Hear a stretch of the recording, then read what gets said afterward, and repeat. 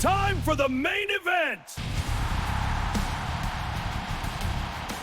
Hey guys, welcome back to the channel. If you like the content, hit the subscribe button, leave a like down below, make sure you hit that notification bell, bing, so you don't miss out any future videos.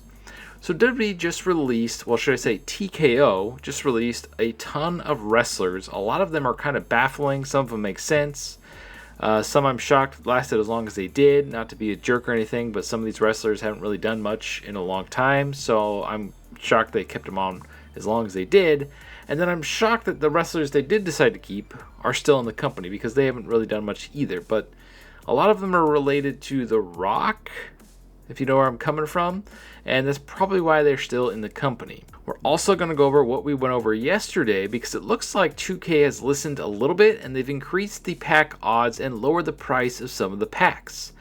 And then last but not least, with all of these layoffs and the removal, within those layoffs is the Wyatts 6, all 5 members of the team. Does this mean that Bray Wyatt will not be in WWE 2K27? Now I know it's way too soon to talk about that game, but with them being removed, does WWE still have rights to use Bray Wyatt and the Fiend character? Because if they remove the Fiend in 2K27, that's going to piss off a lot of people, let alone them removing the entire Wyatts 6, which is still baffling to me.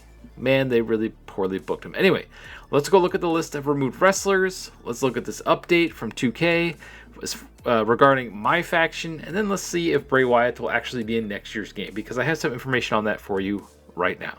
Let's get to it.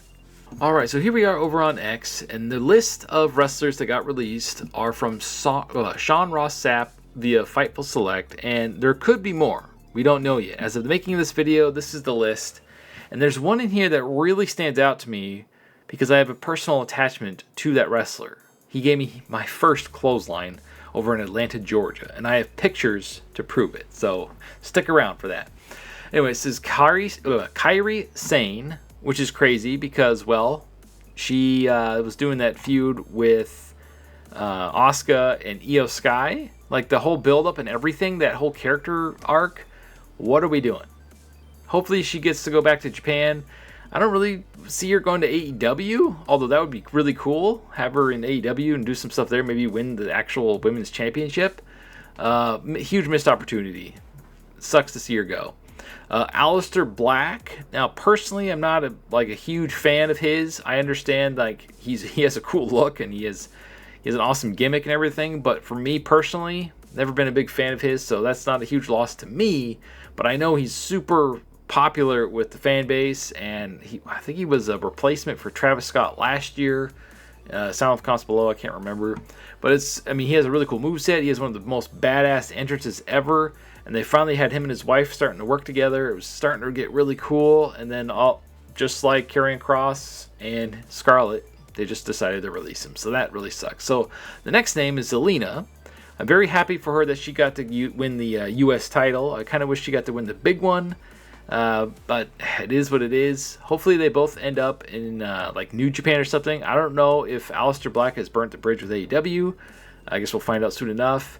But I think the best place for him would probably be New Japan. Bring Zelina with them. They could do a lot of cool stuff over there.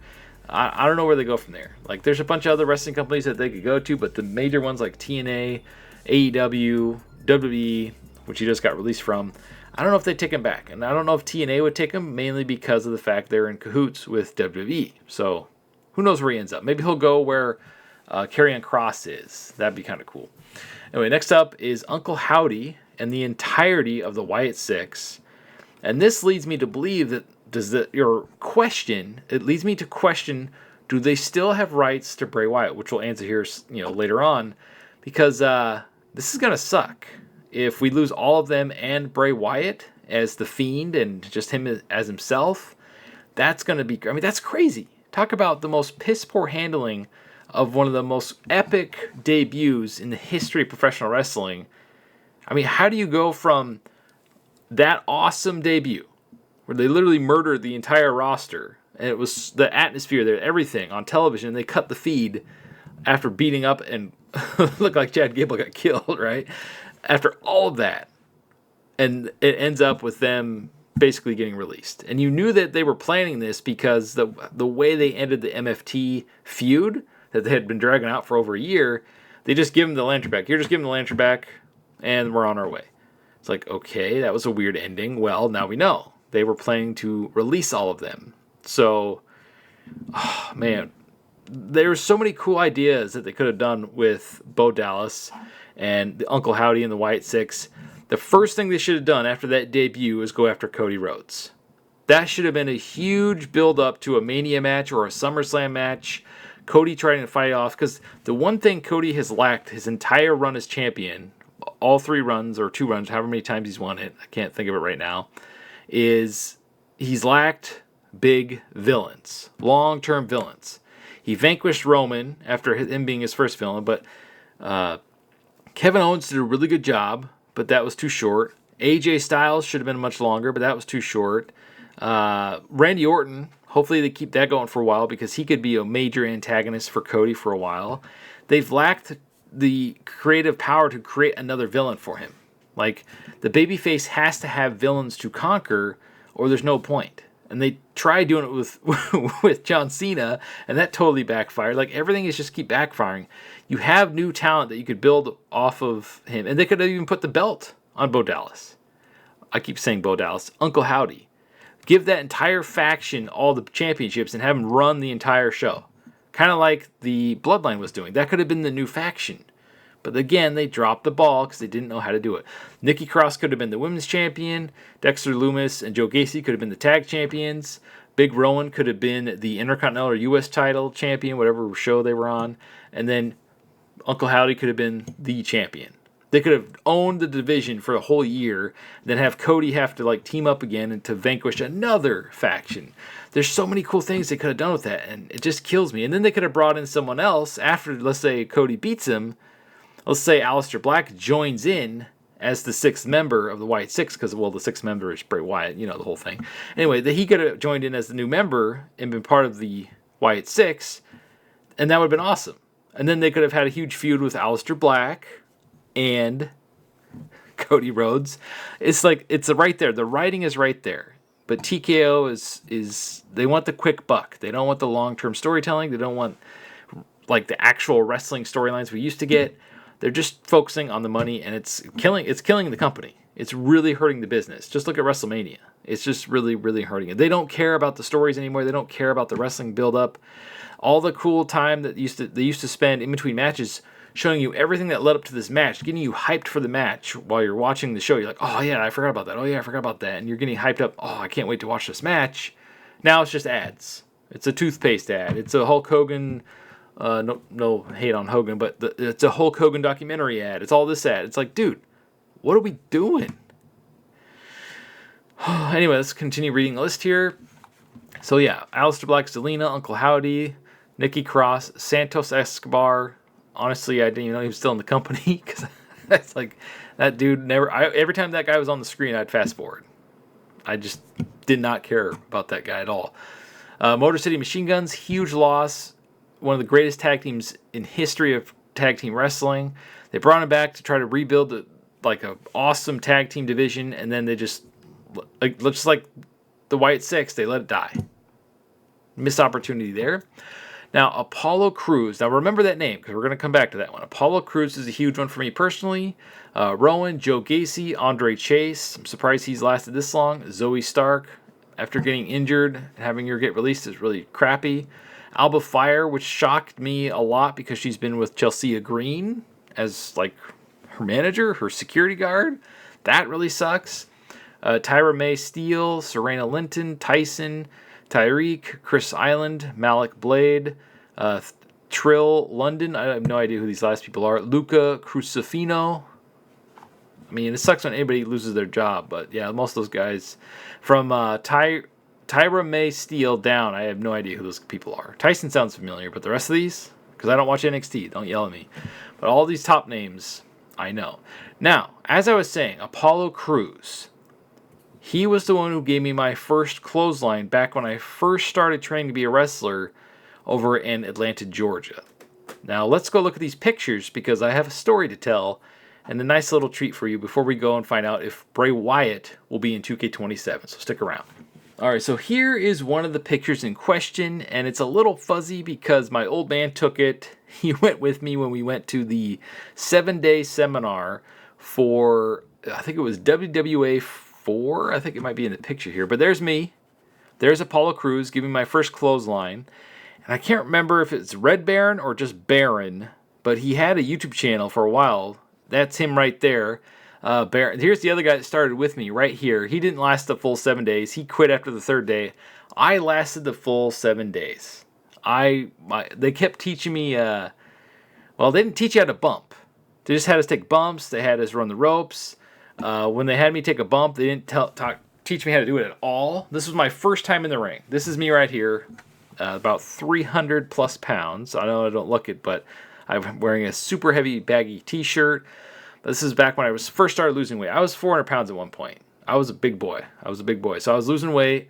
Wrestling is what helped me lose a ton of weight. I got really into it, and it really helped me. It probably saved my life, honestly, because I would probably be like 900 pounds or dead if I didn't find wrestling. A little side note. But anyway, so yeah, my first time in the wrestling business was here. Here's Apollo Crews right here again on the side. Yeah, WWA4.com. They had a seminar and everything. Oh man, this takes me back. This was back in 2010. Again, my old man went with me, which I did not know was a sin in the wrestling business because family should not be there during training because you're exposing the business. You could damage business, even though the show Unreal exists now.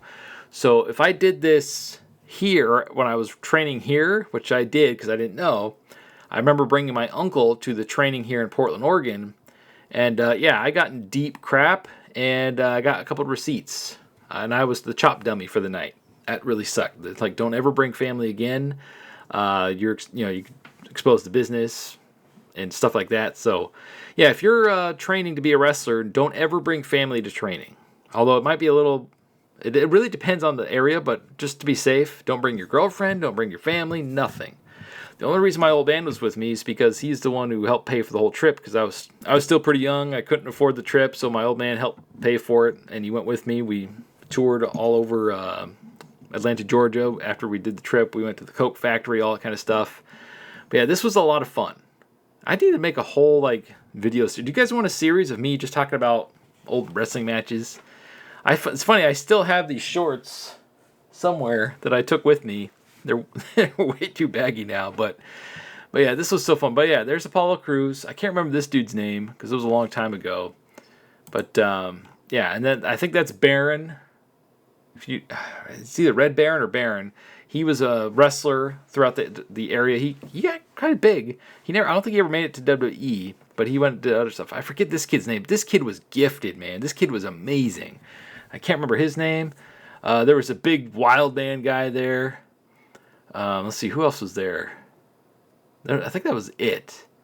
Mr. Hughes. Mr. Hughes, which I wish I had a picture of him in here somewhere, but these are the main two pictures. I have a couple more on my Facebook page, but these are the only two with Apollo Crews in it. That's why I picked them. Mr. Hughes is the teacher over here, over at WWA. I keep forgetting the name. It's WWA4.com. I don't know if they still do it or not. And he would do week-long seminars. You go over there. You buy the tapes. You watch they were like crappy DVD discs that you could watch that he just burned them on there, pictures and all that kind of stuff, to try to turn it into a classroom type thing, like a schooling type thing. They would do a weekly show to try to bring in people and talent scouts and stuff like that. But yeah, I remember taking the bumps wrong. I kept bumping on my elbow. My arm swelled up twice the size it was normally. And so I ended up wrapping it and icing it, and I still showed up for the whole week. That other guy, he quit. Anyway, if you want more information on this and want me to reminisce more about my time in the wrestling ring, sound in the comments below because I might do a whole series on that. So yeah, back to what we were talking about here. Is Bray Wyatt going to be removed from the video games, mainly 2K27? Let's go check out that information. So I did a simple search in the Copilot, Bing, whatever you want to call it, and this is what it had to say regarding Bray Wyatt's WWE character rights in 2026. It says, Bray Wyatt's WWE character rights are tied to his Legends contract, which WWE placed on him after his passing in August 2023. This contract is designed to protect the character's likeness, name, and associated branding for commercial use, similar to how WWE handles other retired legends. Duration of the Legends contract. Now here's the important part. While WWE does not publicly disclose the exact number of years a Legends contract lasts, industry practice is that such agreements typically run 10 to 15 years. From that date of signing, or from the date of signing, this means Bray Wyatt's Legends contract would have been valid from August 2023 until at least August 2038. So yeah, he's going to be in the game for a lot more years to come. It's just going to be weird not seeing the Wyatt 6 in there with him. So that's going to suck. But luckily we have people like What's the Status that will definitely create all of them next year for us and probably look just as good as the real wrestlers that are in the game. So don't worry too much. It's just not going to be the official character, them officially, but What's the Status, shouts to him. He's definitely going to make all of them. That's probably the first thing he's going to do in 2K27. So we'll have him for at least until 2038. So there we go. I'm curious when Ultimate Warrior's contract runs out, because I wonder if the wife will renew it. Probably, because it's free money for her. Why, or his widow. Why wouldn't you? So anyway, so that answers that. So here's the last thing we're going to cover in this video today, and I kind of did this backwards. I was going to save the Bray Wyatt thing for last, but I forgot about this because I got caught up in reminiscing about my old time in the wrestling ring. This is the feedback, or this is a result from the backlash that happened yesterday about the pack odds, about the pricing and everything for the locked-in packs in particular. And this comes from TwitsDJ. Sorry if I said your name wrong. Shout outs to them. It says WWE 2K26 locked-in prices have been lowered and odds have been increased. Now, since I never spend time in this mode, you'll have to tell me if this is better than it was, like as far as like, oh wow, that's a lot better, or that's okay, because I don't really spend much time in this mode because I learned my lesson in 2K22, so I am not the person to talk on this mode. I just mentioned it yesterday because what they were doing annoyed me, having not even played the mode, seeing content that I paid for extra last year being locked to the mode. Anyway, it's a whole thing. Go watch the last video if you're curious. And then here are the new pack odds. Again, I don't play the mode. I'm not going to pretend to know what I'm talking about here. But here are the new pack odds. I'm sure if you play it religiously, you've already seen this when you're loading up the game. I just wanted to cover it here in the channel. If you've like boycotted the mode altogether and you're, oh, okay, I guess I'll go check it out. And before we end the video, we also got someone saying they got this today on my second pack, so I'm glad they changed the price and the pack odds. So he was able to get the 2020 Undertaker with his second pack. So the pack odds have definitely increased. A lot of people are pretty mad because they want they want compensation for spending all the money and not getting the stuff. So for those players that spend a ton of money beforehand, before they decided to fix it and update it, I think those people should get some compensation, give them some free packs, give them some free MyFaction points or virtual currency or something. Just honor the fans that have been pretty much keeping your game alive this entire time. Like, really honor those fans that spend so much time and money in these modes. Like, this is a good start. Hopefully this continues, but man, it's just one. It's like their shoelaces keep getting tied together and they keep tripping over their own feet. Like, bro, come on. Anyway, thank you for watching. What do you make of all this? Are you gonna miss the Wyatt 6 and all those other wrestlers that got removed? Sound in the comments below. Thank you for watching, and as always, stay frosty.